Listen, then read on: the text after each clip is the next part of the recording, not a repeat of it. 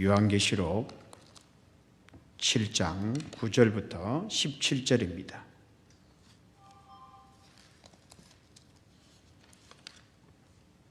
요한계시록 7장 9절부터 17절까지 우리 한 목소리로 하나님의 말씀을 받들어 봉독하도록 하겠습니다.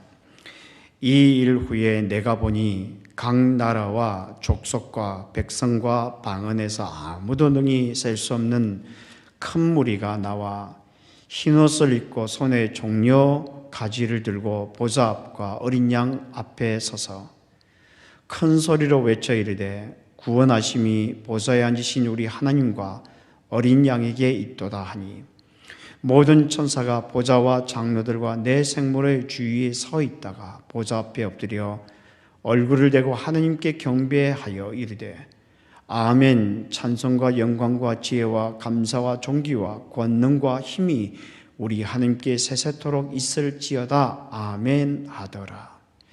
장로 중 하나가 응답하여 나에게 이르되 이 흰옷 입은 자들이 누구며 또 어디서 왔느냐?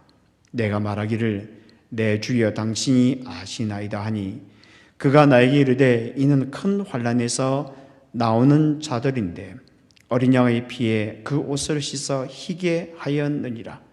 그러므로 그들이 하나님의 보좌 앞에 있고 또 그의 성전에서 밤낮 하나님을 섬기매 보좌에 앉으시니가 그들 위에 장막을 치시리니 그들이 다시는 줄이지도 아니하며 목마르지도 아니하고 해나 아무 뜨거운 기운에 상하지도 아니하리니 이는 보좌 가운데에 계신 어린 양이 그들의 목자가 되사 생명수 샘으로 인도하시고 하나님께서 그들의 눈에서 모든 눈물을 씻어 주실 것입니다.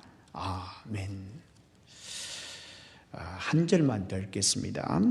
6장 마지막 절입니다. 17절 제가 혼자서 읽도록 하겠습니다. 그들의 진노의 큰 날이 이르렀으니 누가 능히 서리요 하더라. 그들의 진노의 큰 날이 이르렀으니 누가 능히 서리요 하더라. 제가 최근에 읽었던 책 중에서 케어라는 제목이 붙어 있는 책이 있습니다. 한국말로 번역하면 돌봄 이런 뜻을 가지고 있는데 아마도 그렇게 번역하지 않고 영어 단어를 그대로 가지고 와서 책을 출판했던 것 같습니다. 이 책에 보면 이런 이야기가 나오고 있습니다. 조앤이라는 여성이 있었는데 이 여성이 있는 힘을 다해서 소리를 지릅니다. 나가라니까. 그러면서 분노에 가득 차서 자신의 방에 와 있는 낯선 사람을 힘껏 때립니다. 그러니까 자신의 방에 낯선 사람이 들어와 있다 생각한 것입니다. 그런데 이 낯선 사람은 자신의 남편 아서였습니다. 이 둘은 40년 동안 함께 살아왔고요. 그리고 그 방도 두 사람이 함께 그곳에서 함께 생활한 지 27년이나 된 곳이었습니다. 그런데 이 조앤이라는 여성이 잠에서 깨어나서는 자기 남편 아들을 보고서 그렇게 반응한 것입니다. 얼마나 무섭고 두려웠겠습니까? 그래도 이 남편이 그 아내에게 차분하게 이야기를 했습니다. 여보, 나야 나. 당신 남편 아서 그렇게 화내지 마세요. 내가 옆에 있잖아요. 그러니까 이 아내가 다시 이렇게 소리 질렀습니다. 뭐 당신이 아들하고? 아니잖아. 이 나쁜 놈, 사기꾼. 여기서 나가라니까. 나가. 이러면서 소리를 질렀습니다. 그렇게 고래고래 소리를 지르다가 나중에 몸까지 부들부들 떨면서 두려운 눈으로 자신을 바라보고 있는 거예요. 자기 남편에게 말입니다. 그래서 이 아들가 그 아내에게 다른 사람인 척 하면서 물었습니다. 내가 어떻게 하면 좋겠습니까? 라고 물으니까 아내가 하는 이야기가 밖을 바라보면서 누가 이 사기꾼을 데리고 가고 내 남편 아들을 좀 찾아주세요. 자기 남편에게 말합니다. 이때 남편의 마음이 어떠했을까요? 이 아들가 이렇게 이야기를 합니다.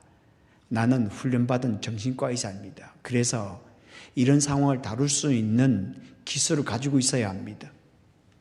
그런데 그 순간 나는 그저 충격으로 몸소리치는 비참한 남편이었을 뿐입니다. 이렇게 표현하는 것도 어쩌면 정상이었는지 모릅니다. 왜냐하면 아내가 54살에 알츠하이머 진단을 받고 난 후 8년이 지났는데도 불구하고, 그리고 자신이 정신과 의사로서 하버드 대학에서 저명한 그런 교수임에도 불구하고 아내를 위해서 해줄 수 있는 것이 별로 없었던 것입니다. 그래도 아내와 함께 약속을 하기를, 내가 무슨 일이 있어도 당신을 돌보겠다. 그리고 내가 이 집을 떠나는 일이 없게 될 것이다. 아내와 약속한 것 때문에, 그리고 자기 자신에 대한 약속 때문에 그렇게 아내를 돌보고 있는 것입니다. 그런데 이분이 그런 과정을 지나가는 동안 큰 것을 배웠다고 합니다. 그분이 이 책에서 이렇게 이야기를 합니다. 나는 아내를 돌보면서 공포와 두려움의 순간들을 많이 목격했습니다. 그리고 나 자신을 의심할 때도 있었고 심한 무력감도 느낄 때가 있었습니다. 그런데 돌봄이 진정한 인간적 유대감을 나누게 하고 서로를 정직하게 드러내고 삶의 목적과 감사를 키운다는 사실을 배우게 했습니다. 그러니까 이렇게 말하고요. 곧 돌봄이라는 것은 쉬운 것이 아니지만, 그러나 돌봄은 진정한 유대감을 나누게 하기도 하고요. 그리고 자신을 정직하게 드러내게 하기도 하고요. 그리고 감사를 키워나가게 한다는 것입니다. 그러니까 돌봄은 사람이 누릴 수 있는 축복 중에 하나다. 그렇게 고백을 하고 있는 것입니다. 이것을 자신의 삶을 통하여 배우게 되었다. 이렇게 이야기를 하는 거예요. 그동안에는 책을 통해서 배웠는데 자기의 삶을 통하여 이 돌봄이 얼마나 귀한지 자신뿐만 아니라 자신의 아내에도 동일하게 이런 같이 누릴 수 있는 축복이다. 이렇게 이야기를 하고 있습니다. 참 쉽지 않은 고백이다. 이런 생각들을 합니다. 오늘 우리가 요한계시록 7장 9절부터 17절의 말씀을 읽었는데, 오늘 보면은 하나님께서 그의 백성들인 그리스도인들을 어떻게 돌보시며 어떻게 지켜나가시는지 그것을 우리에게 잘 보여주고 있는 것 같습니다. 오늘 본문의 핵심은 사실 6장 마지막 절, 조금 전에 저 혼자 읽었던 그 본문이에요. 이렇게 되어 있죠. 그들의 진노의 큰 날이 이르렀으니 누가 능히 서리요 하더라. 여기 누가 능히 서리요라고 하는 것은 누가 능히 견딜 수 있으리요라는 뜻을 가지고 있습니다. 이것은 7인과 관련이 있는데요. 천사가 나와서 인을 하나씩 뗄 때마다 하나님의 진노가 맹렬히 임하는 것입니다. 그것을 바라보면서 사도 요한이 하나님 옆에 호소하고 있는 겁니다. 하나님, 이 진노를 도대체 누가 견딜 수 있겠습니까? 그것에 대한 답이 바로 요한계시록 7장에 이 본문에 나와 있는 것입니다. 그래서 사람들이 이것을 그러니까 끼워넣은 것이라고 생각합니다. 그렇지 않습니다. 6장에 나와 있는 내용들과 함께 연결되어 있는 것입니다. 이 답이 그 당시 이 독자들에게 어떤 의미가 있었을까요? 사실 그 당시 독자들은 로마 제국의 핍박과 박해 속에서 극심한 고통 가운데 있었습니다. 시련 가운데 있었습니다. 그들에게 어떤 교훈을 주고 싶어 하셨을까요? 그리고 현대를 살아가는 우리에게 주시고자 하는 교훈이 무엇일까요? 첫째로 우리가 기억해야 될 것은 무엇인가 하면 이기게 하심입니다. 이기게 하심. 하나님께서 우리로 하여금 이기게 하신다는 겁니다. 어떻게 이겨나가게 하시느냐? 예수 그리스도를 통하여, 예수 그리스도의 보혈을 통하여, 예수 그리스도의 십자가를 통하여 우리로 하여금 이겨나가게 한다는 것입니다. 오늘 보면 9절에 보면 이렇게 시작하고 있습니다. 이 일 후에 내가 보니 각 나라와 족속과 백성과 방언에서 아무도 능히 셀 수 없는 큰 무리가 나와 사도 요한이 큰 무리를 보았습니다. 그래서 그 큰 무리 때문에 감탄을 하게 되는데, 그들은 나라와 족속과 백성과 방언에서 나왔다. 그러니까 세계 곳곳에서 모이던 사람이다. 하나님의 나라 백성들이 그렇게 모이던다는 것입니다. 그런데 그들에 대해 이렇게 소개하고 있습니다. 흰옷을 입고 손에 종려가지를 들고 보좌 앞과 어린 양 앞에 서서 그들은 이야기하기를 흰옷을 입었고 손에 종려가지를 들었다, 이렇게 이야기를 하고 있습니다. 이것이 무엇을 뜻할까요? 흰옷을 입고 그리고 종려가지를 들었다는 것이 무엇을 뜻할까요? 이필찬이라는 교수님이 있는데 이분이 그가 쓴 요한계시록 주석에서 이렇게 말을 합니다.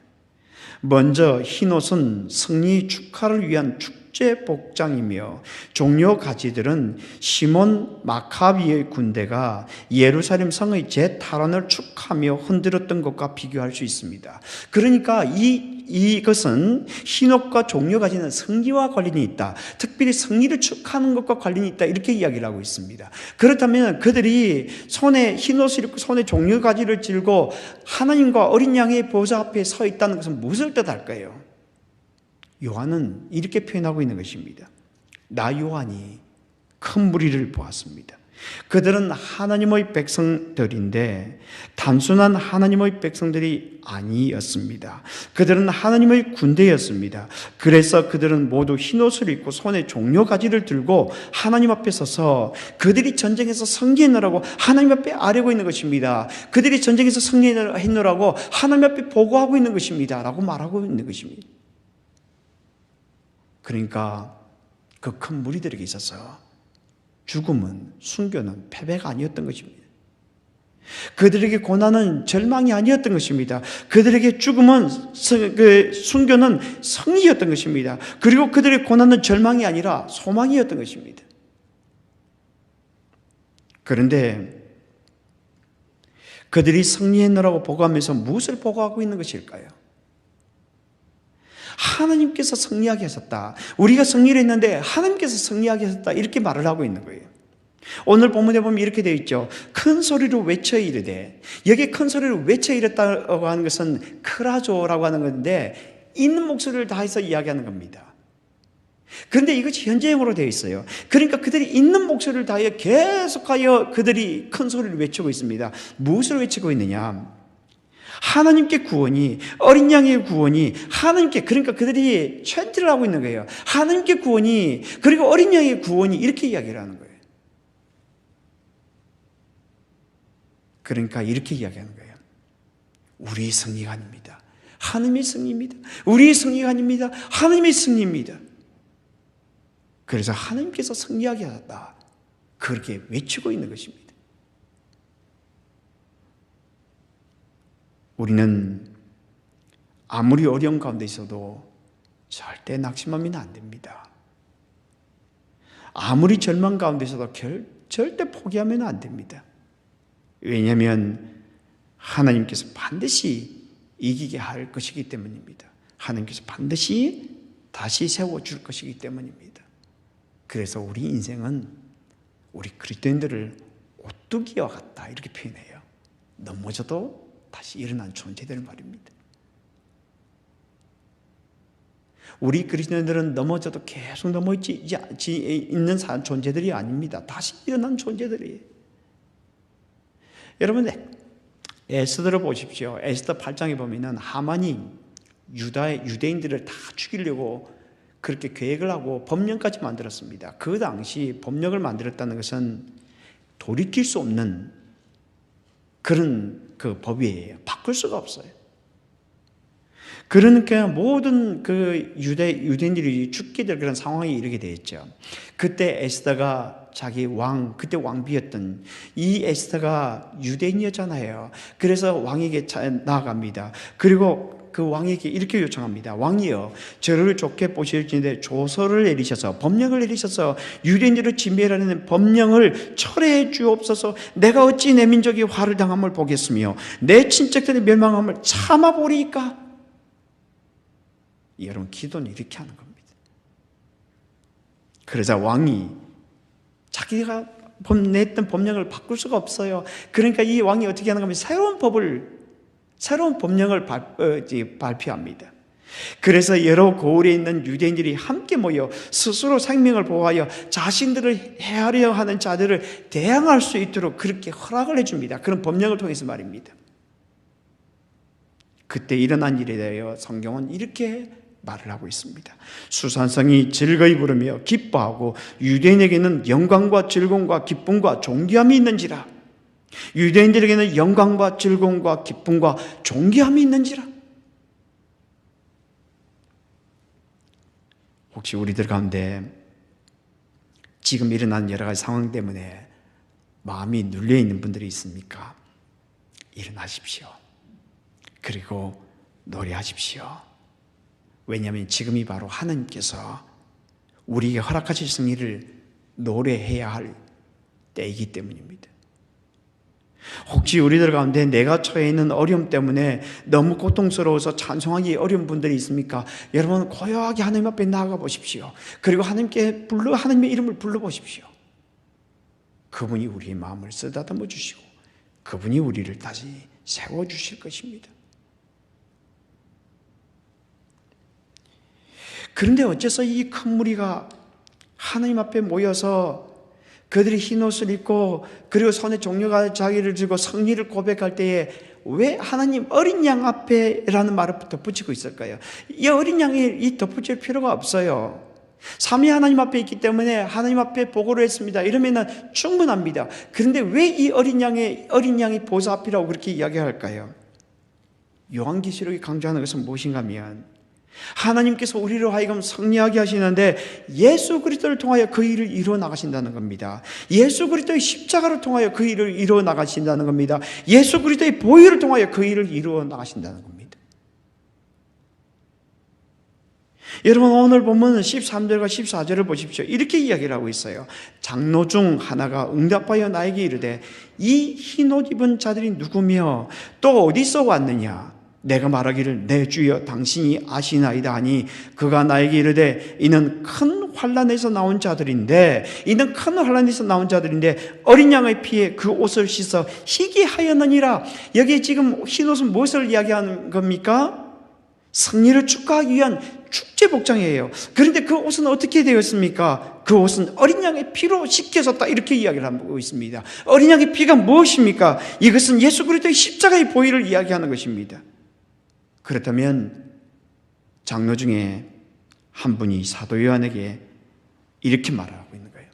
이 무리는 핍박으로부터 큰 환난으로부터 나오는 자들인데 그 무리는 하나님 앞에 서서 승리를 보고하고 있습니다.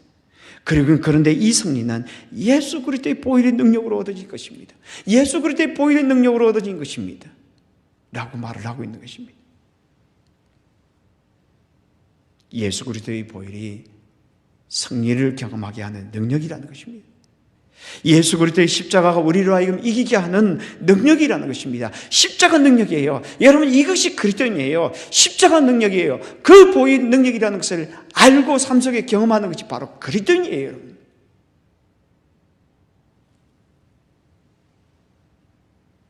여러분 이스라엘 백성들을 보십시오. 출애굽기 12장에 보면은 이스라엘 백성들이 이집트에서 고통 가운데 있을 때 하나님께서 그들을 구원하여 내기로 결심하셨습니다. 그때 하나님께서 이집트에 10가지 재앙을 베풀죠. 그런데 마지막 재앙 때 어떤 재앙을 베푸십니까? 모든 첨단 것은 다 죽이는 재앙을 내립니다. 짐승으로부터 사람으로부터 짐승이 이렇게 모든 첨단 것을 다 죽입니다. 그런데 그때 이스라엘 백성들 유대인들에게 난 한 가지 또 다른 것을 줍니다. 그것은 어린 양을 잡으라는 것입니다. 그리고 어린 양을 잡아서 그 피는 문설주와 임방에 바르라고 그렇게 이야기를 합니다. 그리고 고기를 구워서 무교병과 쓴 나물을 함께 먹으라고 합니다. 왜 그렇게 명령하셨을까요? 성경은 이렇게 말을 하고 있습니다. 내가 애굽 땅을 칠 때에 그 피가 너희가 사는 집에 있어서 너희를 위하여 표적이 될지라. 내가 피를 볼 때에 너희를 넘어가리니 내가 피를 볼 때에 너희를 넘어가리니 재앙이 너희에게 내려 멸하지 아니하리라. 내가 피를 볼 때에 그 어린 양의 피는 바로 예수 그리스도의 피였던 것입니다. 여러분, 그리스도의 능력이 무엇입니까? 여러분, 그리스도의 하나님의 권능이 무엇입니까? 그것은 예수 그리스도의 십자가요, 예수 그리스도의 보이는 것입니다. 여러분, 이것을 모르면 여러분 예수 믿는 게 아니에요, 사실은. 그리고 예수 믿는 게 재미없어요, 여러분.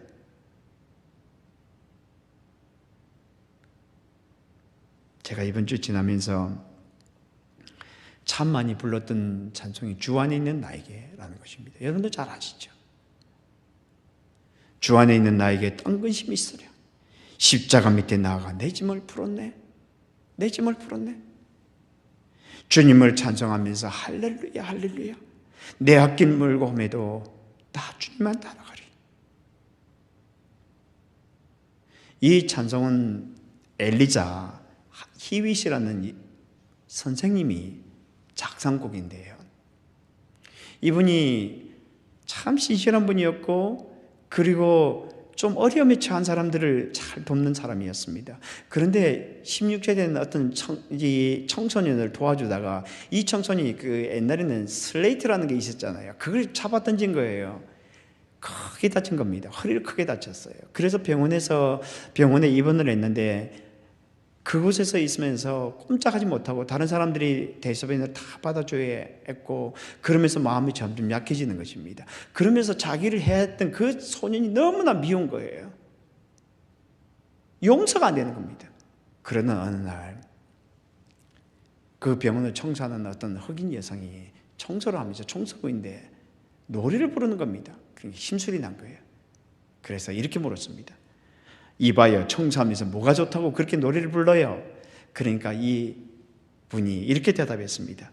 제 환경과 형편은 어렵지만 하나님께서 불평을 찬송으로 바꿀 수 있는 힘을 주셨으니 얼마나 즐겁습니까? 여러분, 이것이 그리스도인이에요. 이 권능을 누리는 거예요. 환경과는 상관없이 찬송으로 바꿔주시는 그 능력을 경험하며 살아가는 것입니다. 그때 이분이 그 순간 수만 볼트의 그 전기에 감전되는 것처럼 그 이야기를 듣고 충격을 받습니다. 하나님께서 나를 그렇게 용서해 주셨는데 나는 이 소년을 용서해 주지 못하는 거야. 십자가에 내가 가서 보니까 그것을 깨닫게 된 거예요. 그래서 찬송을 하기 시작합니다. 주 안에 있는 나에게 딴 근심이 있으라. 십자가 밑에 나아가니 십자가 밑에 나아가 내 짐을 풀었네. 주님을 찬송하면서 할렐루야 할렐루야. 내 앞길 멀고 험해도 나 주님만 따라가리.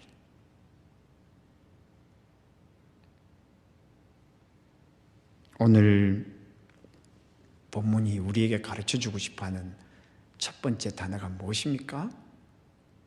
이기게 하심. 이기게 하심입니다. 하나님은 우리를 이기게 하심으로 돌보신 분이에요. 예수 그리스도의 보혈로, 예수 그리스도의 십자가의 능력으로 우리를 이기게 하심으로 우리를 돌보신다는 거예요. 두 번째 단어가 뭐냐? 안아주심이에요. 안아주심. 첫 번째 단어가 무엇입니까? 이기게 하심. 두 번째가 무엇입니까? 안아주심. 하나님은 우리를 안아주시는 분이라는 겁니다. 오늘 보면 15절에 보면 이렇게 되어 있습니다. 그러므로 그들이 하나님의 보좌 앞에 있고 또 그의 성전에서 밤낮 하나님을 섬기며 보좌에 앉으시니가 그들 위에 장막을 치시리니. 여기에 참 재미있는 게 하나 나와요. 거기서 무엇인가 하면 장막을 친다는 거예요. 이 장막을 친다는 것이 요한복음 1장 14절에 나오는 내용과 똑같습니다. 그것이 보면 이렇게 나와 있죠. 말씀이 육신이 되어 우리 가운데 거하시며 우리가 그 영광을 보니 은혜와 진리가 충만하더라. 이 거하신다는 것이 이 장막을 친다는 것과 똑같은 단어예요. 그럼 장막을 친다는 것은 무엇을 말하는 겁니까? 그것이 성전이라는 거예요. 그런데 이 부분에 보면 이렇게 되어 있어요. 그의 성전에서 밤낮 하나님을 섬김에. 이미 성전이 있어요. 그런데 왜 여기 장막을 치신다 이렇게 이야기를 하고 있을까요? 성전 안에 또 다른 장막을 친다는 말이 아니에요. 하나님께서 우리를 감싸안으시는 겁니다. 스커트처럼 들이내리어서 우리를 감싸주신다는 겁니다. 그렇다면 오늘 본문이 이렇게 이야기를 하고 있는 것입니다. 그러므로 수많은 사람들이 하나님의 보좌 앞에 서 있습니다. 그리고 그들은 하나님이 거하시는 지성소 안에서 밤과 낮을 가리지 않고 하나님을 섬기며 예배하고 있습니다. 그때 보좌 위에 계신 하나님께서 그들 위해 장막을 드리셔서 그들을 품어주실 것입니다. 이렇게 이야기를 하고 있어요. 하나님은 우리를 품어주시는 분이에요. 하나님은 우리를 품어주시는 분이에요. 숨겨주시는 분이죠. 그것이 얼마나 위로가 됐는지 모릅니다. 저는 가끔 찬송을 부르는 것이 만세반석 열린 곳에 내가 숨어 있어. 여러분, 하나님한테 숨어 있는 것보다 더 안심이 되는 거예요. 무엇이 있습니까?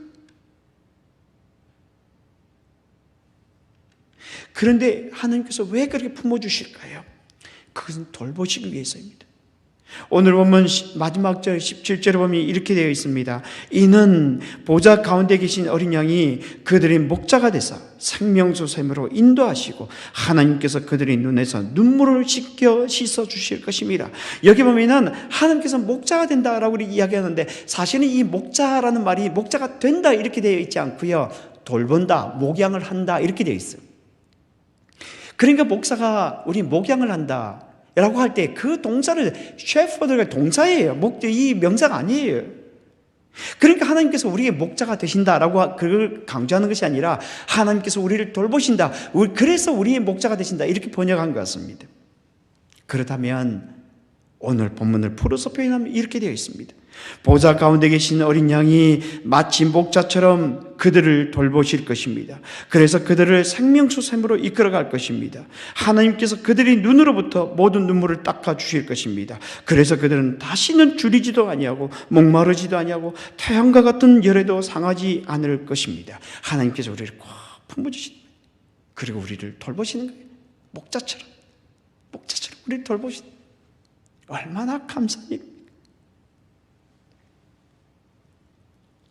하나님은 우리를 돌보면서 품어주시면서 새로운 일을 행하시는 분이에요. 그냥 품고 계신 분이 아니에요.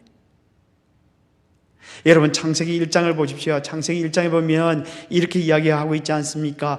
땅이 혼돈하고 공허하며 흑암이 깊음 위에 있고, 그러니까 그때는 이미 흑암이 있고 혼돈하고 그리고 공허하다는 것입니다. 그런데 하나님께서 어떻게 묘사를 하고 있습니까? 하나님의 신이 수면 위에 운행하셨다. 하나님의 신이라고 하는 것은 성령 하나님을 이야기하는 것입니다. 근데 운행하였다는 것은 알을 품었다 이런 뜻을 가지고 있어요. 알을 품을 때 어떻게 하느냐? 알을 계속 굴려가는. 여러분, 저도 어릴 때 이 닭을 길러봐서 압니다. 근데 이 알을 품을 때 어떻게 품느냐? 이 알을 그대로 품는 것이 아니에요. 계속 돌려가면서 이렇게 품고 있는 거예요. 이것은 그렇게 이야기하는 것입니다. 왜 하나님께서 이 혼란스러운 그것을 품고 계시는 것입니까? 그것은 바로 그의 백성들이 거할 곳이었기 때문입니다. 그래서 그것을 품고서 하나님의 역사를, 새로운 역사를 베풀어 나가는 것입니다. 여러분, 우리가 하나님의 품에 있을 때 새로운 역사를 기대할 수 있는 것입니다.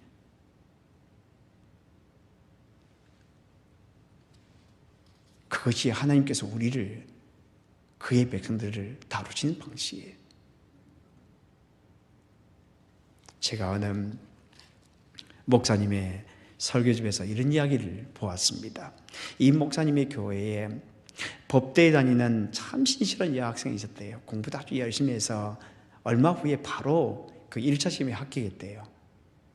그런데 2차 시험에서 떨어지고 말았습니다. 그때부터 문제가 생기기 시작했답니다.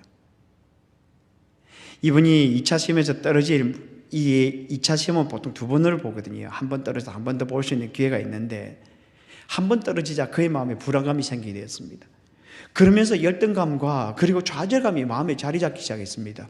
그러다가 어느 날 갑자기 얼굴이 돌아가고, 그리고 혀도 꼬이는, 그러면서 온 전신이 그렇게 막 뒤틀어지는 그런 것들을 경험하게 됩니다. 그것을 급성 근육 경련이라고 부른답니다. 그런데 참 그때 참 신기하게도 병원에 실려갔는데 찬송을 하니까 이게 턱이 돌아오더랍니다. 그리고 이게 혀가 되돌아오더랍니다. 정말 자기도 이해할 수 없는 그런 일이 일어났다고 합니다. 그렇게 해서 병원에 가서 그 치료를 받는데, 자기가 찬송을 해야 이 입이 돌아오니까 계속 노래를 불렀답니다. 사람들이 이상하게 보았대요. 그래도 그렇게 했답니다. 그렇게 부르는 중에 하나님께서 자기에게 이렇게 말씀하는 것 같더랍니다. 왜 그렇게 절망하니? 그만 일어나라. 이제 그만 힘들어하고 일어나라. 그렇게 말씀하는 것 같더랍니다. 여러분, 일어나십시오. 너무 오래 거기서 머무는 것도 하나님께서 기뻐하지 않습니다. 그리고 나서 이분이 얼마 후에 회복이 되어서 다시 신림동에서 공부를 하는 가운데 어느 날 예배에 참석하게 되었습니다. 예배를 마쳤는데 멀리 지금 자기 교구 목사님이 보이는 겁니다. 그래서 손을 흔들었더니 그 목사님이 뛰어와서는 자기 앞에 서는 겁니다. 그리고 나서 그 앞에 서서는 눈이 빨개지시더니 눈물을 흘리시더래요. 그 눈물을 바라보는 순간 자신의 다친 마음이 서로 열리는 기분이 들었답니다. 그리고 자신을 불쌍히 여기시고 안타까이 보시며 언제나 사랑하는 마음으로 지켜보시는 하나님의 마음이 느껴졌다고 합니다. 그와 동시에 하나님의 놀라운 회복의 역사가 자기 안에 일어나기 시작했다고 합니다. 우리에게 많은 것이 필요하지 않습니다. 때로는 우리에게 눈물 한 방울이면 충분할 때가 있습니다. 오늘 본문에 보면 이렇게 말씀하고 있습니다. 큰 소리로 외쳐 이르되 구원하심이 보좌에 앉으신 우리 하나님과 어린 양에게 있도다. 구원하심이 보좌에 앉으신 우리 하나님과 어린 양에게 있도다. 요한이 큰 무리를 보았습니다. 그들이 하나님을 노래하고 있었습니다. 왜 그럴까요? 두 가지 때문입니다. 하나님은 이기게 하심 때문이었습니다. 하나님께서 그들을 이기게 하셨기 때문입니다. 예수 그리스도의 보혈로, 예수 그리스도의 능력으로 그들을 이기게 하셨기 때문입니다. 또 하나는 그들을 안아주셨기 때문입니다. 그의 품에 안아주셨기 때문입니다.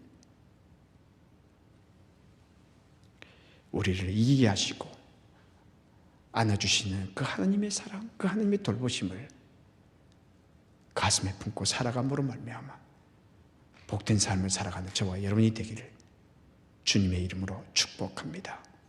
같이 기도하겠습니다.